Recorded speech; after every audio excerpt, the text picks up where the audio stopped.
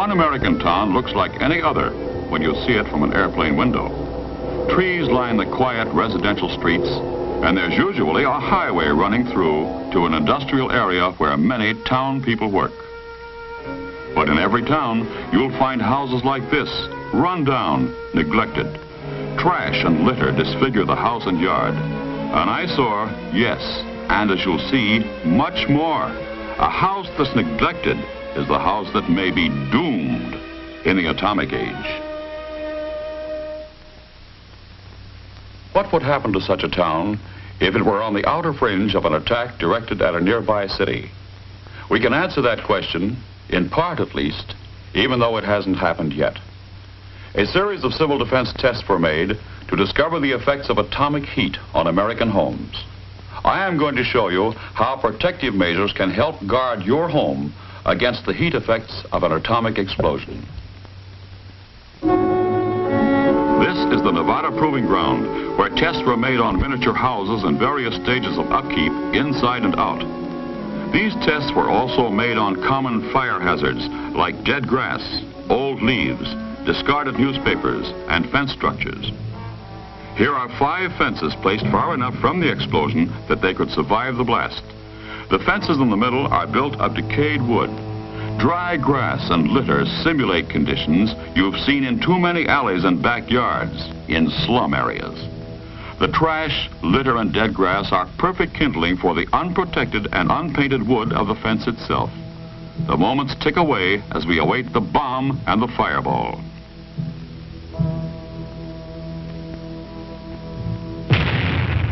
The light flash and the heat or thermal wave, then the blast wave. You'll remember the 3 middle fences are built of rotten wood, unpainted and surrounded by trash. They are immediately ignited.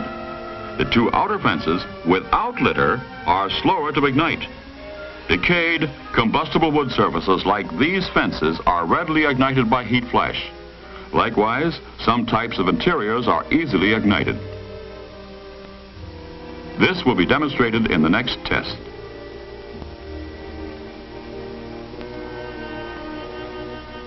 Here are 2 miniature frame houses, identical in structure, both in good condition and well painted outside.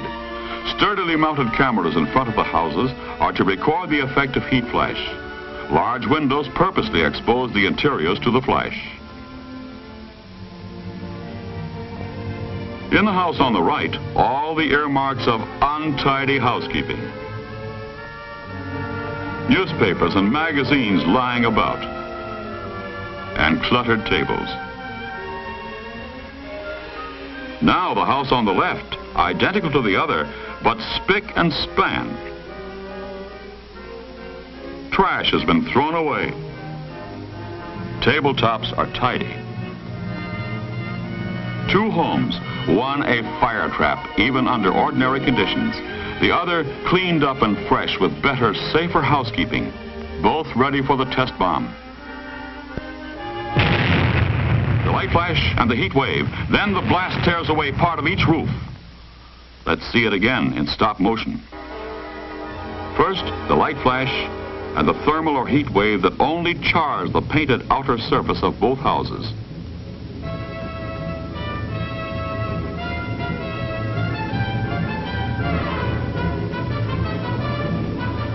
Then the blast.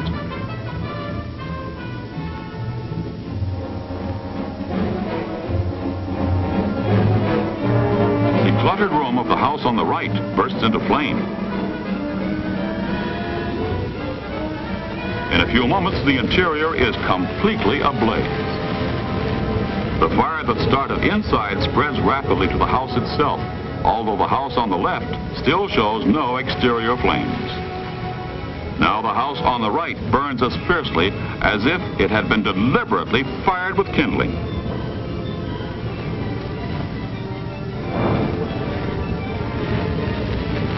The lack of fire-safe housekeeping has doomed this house to destruction. In the other house, with its better, safer housekeeping readily extinguished afterward. Damage? Yes, but the house still stands. One house standing, one house leveled, both painted and cleaned up outside. Identical houses except for inside conditions and housekeeping. Now, our third test.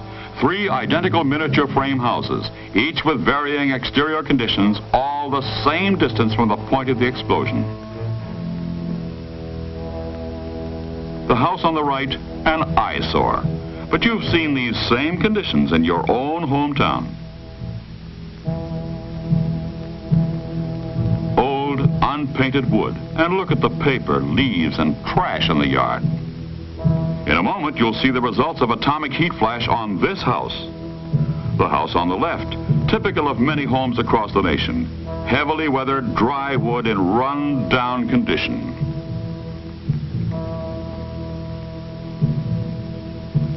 This house is the product of years of neglect.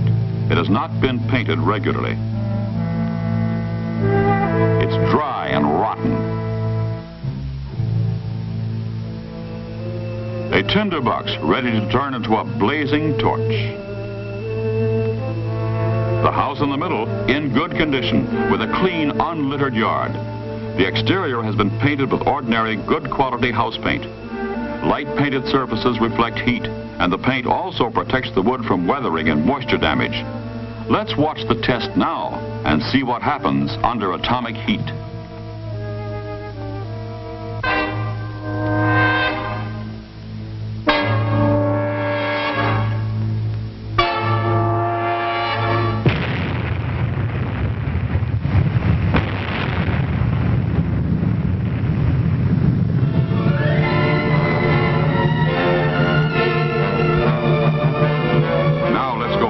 See it again in stop motion.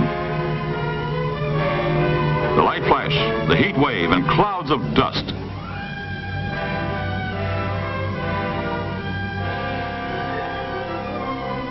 Keep your eye on the house on the right. Notice how the heat wave affects it.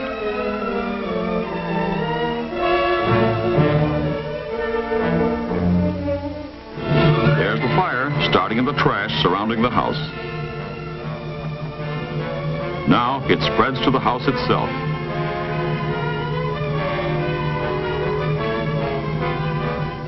In a moment, the blast wave, and here it comes.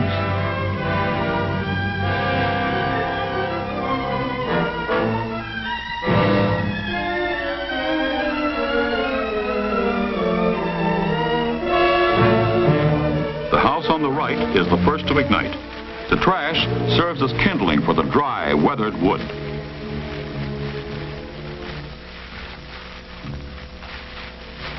The house on the left smolders for a few moments. Looks almost as if it will not burn, and then bursts into flame. The house on the right continues to burn. 2 houses are a total loss, but the well-kept and painted house in the middle still stands. Which of these is your house? This one? The house on the right, dilapidated with paper, dead grass, litter everywhere. The house on the left, unpainted, run down, neglected. Is this your house? The house in the middle, cleaned up, painted up, and fixed up, exposed to the same searing atomic heat wave, did not catch fire. Close examination revealed only a slight charring of the painted outer surface.